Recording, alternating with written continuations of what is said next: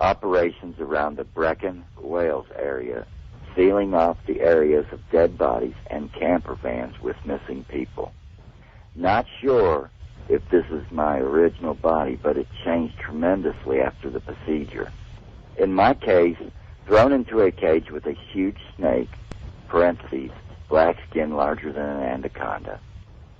This was just before I was involved in the first stages of a Masonic ritual, which involved being shown ancient artifacts and manuscripts in glass cabinets in a room above a large caged area by a tall man in a suit.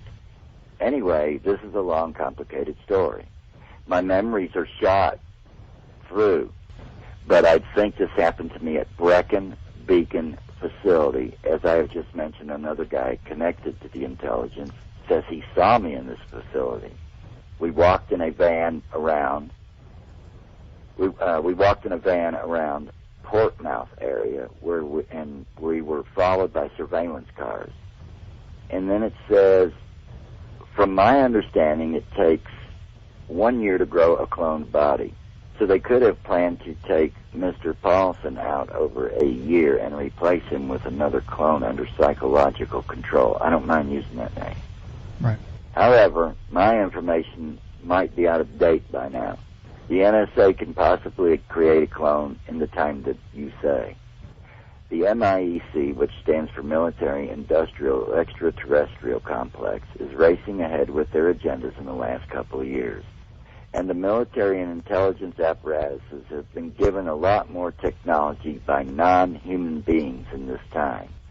The NSA can now download your memories and emotions into a computer called soul transference and install into a clone of you and then destroy the original body. I have not gone public with this before, but I will tell you now. Maybe you could pass the intel to the public domain. There is a Masonic ritual above the 33rd degree that is an advanced version of the ancient ritual called Osiris, slain and risen. A mason or other individual is thrown into a cage. Okay. Large tiger, lion, snake, etc., and has to fight the animal. The ancient Spartans did this, a version of this.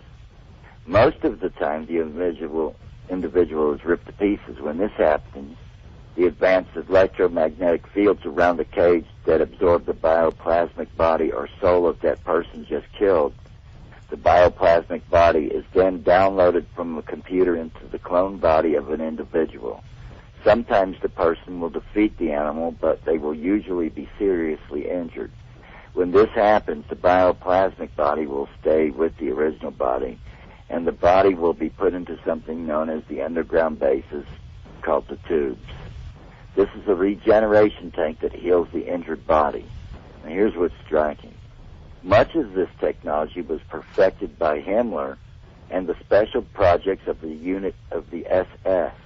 They were experimenting with Zetan Gray cloning genetics technology, and that provided, combined with ancient magical, spelled with a K, text, as the necromancy, the art of bringing the dead back to life. They found a way to bring our dead soldiers back to life now, regardless of their wounds.